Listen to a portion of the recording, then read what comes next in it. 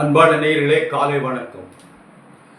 பச்சை மாமலை போல் மேனி பவழவாய் கமல செங்கல் அச்சுதா அமரர் ஏரே ஆயர்தம் கொடுந்தே என்னும் இச்சுவை தவிர யான் போய் இந்திர லோகம் ஆளும் அச்சுவை பெரினும் வேண்டேன் அரங்கமா நகருளானே.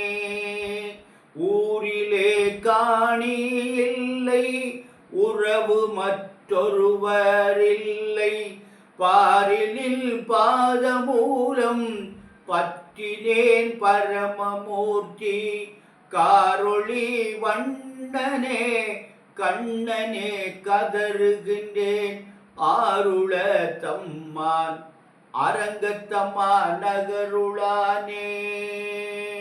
அன்பார்ந்த நேயர்களே, இன்று ஐப்பசி மாதம் 26ஆம் நாள் புதன்கிழமை, அஷ்டமி திதி, ஆயில்ய நட்சத்திரம், சித்த யோகம், ராவுகாலம் புதன்கிழமை 12 முதல் 1:30, யமகண்டம் 7:30 முதல் 9, குளிகன் 10:30 முதல் 12, சூலம் வடக்கு, பரிகாரம் பால். அன்பான நேயர்களே, இன்று கிரகங்கள்லாம் எப்படி இருக்கிறது அப்படின்னா, இன்னைக்கு சூரியன், புதன், சுக்கிரன் 3 துலாத்தில் இருக்கு, செவ்வாய் சொந்த வீடான விருச்சிகத்தில் ஆட்சியில் இருக்கு, சனி ராகு சொந்த வீடான கும்பத்தில் இருக்கு, சனிக்கு சொந்த வீடு கும்பம் அதில் இருக்கு, கடகத்தில் சந்திரனும் குருவும் சேர்ந்து சந்திர மங்கள யோகம்னு நேற்றிலேருந்து யோகத்தை பண்ணிட்டு இருக்காங்க, அருமையான யோகம். சிம்மத்தில் கேது இருக்கு. அன்பான நேயர்களே, இப்போ ராசி பலன்லாம் எப்படி இருக்குன்னு பார்ப்போம். இன்னைக்கு மேஷ ராசிக்கு அருமையான நாள். மேஷ ராசிக்கு குரு பகவான் 4ஆம் இடத்துல இருந்துக்கிட்டு சந்திரனோட சேர்ந்துக்கிட்டு குருச்சந்திர யோகம்னு ஒரு யோகத்தை பெறுறாரு. 4ஆம் அதிபதியும் 9ஆம் அதிபதியும் ஒன்றா சேர்ந்து இருப்பது அருமையான அமைப்பு. அதனால் இந்த பூரா அந்த அமைப்பு இருக்குது. அதனால் மேஷ ராசிக்கு நல்ல நாள். சனி ராகு 11ஆம் இடத்துல இருக்குது, அதுவும் அருமையான நாள். அன்பான மேஷராசி என்பவர்கள நல்ல யோகம் இருக்குது, கவனமாக நடந்து கொள்ளுங்கள். அன்பான ரிஷபராசி என்பவர்கள உங்களுக்கு இந்த நாள் எப்படி இருக்குது பார்த்தீங்களா? குரு 3ஆம் இடத்துல இருக்கார். 3ஆம் இடத்துல குரு இருப்பது நல்லது இல்லை. இருந்தாலும் சனியும் ராகும் 10ஆம் இடத்துல இருக்கார், அது நல்ல பலன் தரும், கவனமாக நடந்து கொள்ளுங்கள். அடுத்தபடியாக மிதுன ராசி என்பவர்கள உங்களுக்கு யோகமான நாள், நல்ல அருமையான நாள். மிதுன ராசிக்கு 2ஆம் இடத்துல குரு 2 கூட பலமாக இருக்கார், நல்ல பலன்களை எல்லாம் தரும். அன்பான மிதுன ராசி என்பவர்களை அருமையான யோகமான நாள் என்று சொல்லுவது. அன்பான கடக ராசி என்பவர்களை உங்களுக்கு ஜென்ம குரு, ஜென்மத்தில் இருக்கார் குரு. அவர் என்ன பண்ணுவார்னா, ஏதாவது பிரச்சனைகளை உண்டு பண்ணுவார், பார்த்து கவனமாக நடந்து கொள்ளுங்கள். இடமாற்றங்களை கொடுப்பாரு, நல்ல இடமாற்றமாக கிடைக்கும். வெளிநாட்டில் இருந்தால் இங்கே வரலாம், இங்கே இருந்தால் வெளிநாட்டுக்கு போகலாம், வீடு மாறலாம், பதவி மாறலாம், ஊர் மாறலாம், இப்படி எத்தனையோ மாற்றங்கள்லாம் இருக்குது. அதெல்லாம் பார்த்து கவனமாக நடந்து கொள்ளுங்கள். சிம்மராசி என்பவர்களே உங்களுக்கு குருபான் 12ஆம் இடத்துல இருக்கார். 12ஆம் இடத்துல இருக்க குருபான் உங்களுக்கு தேவையற்ற விரயத்தை பண்ணுவார். ஆனால் சந்திரனோடு சேர்ந்து இருக்கிறதுனால நல்ல விரயமாக பண்ணுவார். சுப விரயங்களாக நடக்கும். சுப விரயம்னா என்ன? கல்யாணம் பண்ணலாம், வீடு கட்டலாம், இடம் வாங்கலாம், இந்த மாதிரி நல்ல விரயங்களாக படலாம். அன்பான கன்னிராசி என்பவர்களே உங்களுக்கு அமோகமான நாள். கார்த்திகை 30 கன்னிராசிக்கு அமோகமாக இருக்குது, நல்லது நடக்கும், நல்ல காரியங்களாக நடைபெறும். துளாராசி என்பவர்களே உங்களுக்கு ரொம்ப கவனமாக நடந்து கொள்ளுங்கள். கார்த்திகை வரையும் துளாராசி என்பவர்கள் ரொம்ப ஜாக்கிரதையாக நிதானமாக நடந்து கொள்ளணும். அன்பான விருச்சிக ராசி என்பவர்களே உங்களுக்கு அமோகமான நாள். விருச்சிக ராசி என்பவர்களுக்கு நல்லதெல்லாம் நடக்கும், நல்ல காரியம்லாம் நடக்கும். கல்யாணம் ஆகாமல் இருந்தவங்களாம் நம்ம கார்த்திகைக்குள்ளோட கல்யாணம் ஆகிடும், அப்படிலாம் ஒரு வாய்ப்பு இருக்குது. அன்பான தனுசு ராசி என்பவர்கள உங்களுக்கு அஷ்டம குரு, 8ஆம் இடத்துல இருக்கார் குரு. புதுசாக எதையும் முயற்சி பண்ணாதீங்க, புதிய காரியங்களை எதுவும் செய்யாதீங்க. ஆனால் ரொம்ப பேர் உங்களுக்கு அமோகமாக இருக்குது, அப்படி இருக்குது, இப்படிங்கலாம் சொல்கிறாங்க, அதெல்லாம் காதில் வாங்காதீங்க. புதுசாக எந்த காரியத்தையும் செய்யாதீங்க இந்த கார்த்திகை 30 வரையும். அன்பான மகர ராசி என்பவர்கள் உங்களுக்கு அமோகமான நாள். இந்த மகர ராசி என்பவர்களுக்கு இந்த கார்த்திகை 30க்குள்ளே ஒரு நல்ல யோகமான பலன்கள்லாம் நடைபெறும், நல்லதே நடக்கும், நல்ல காரியம். 7.5 இருக்குது, இருந்தாலும் பார்த்து கவனமாக நடந்து கொள்ளுங்கள். கும்பராசி என்பவர்களே உங்களுக்கு 7.5 இருக்குது, குரு பகவான் 6ஆம் இடத்துல இருக்கார். ஆரோக்கியத்தில் ரொம்ப கவனம் தேவை. உடல்நிலையில் ரொம்ப கவனமாக நிதானமாக நடந்து கொள்ளுங்கள்.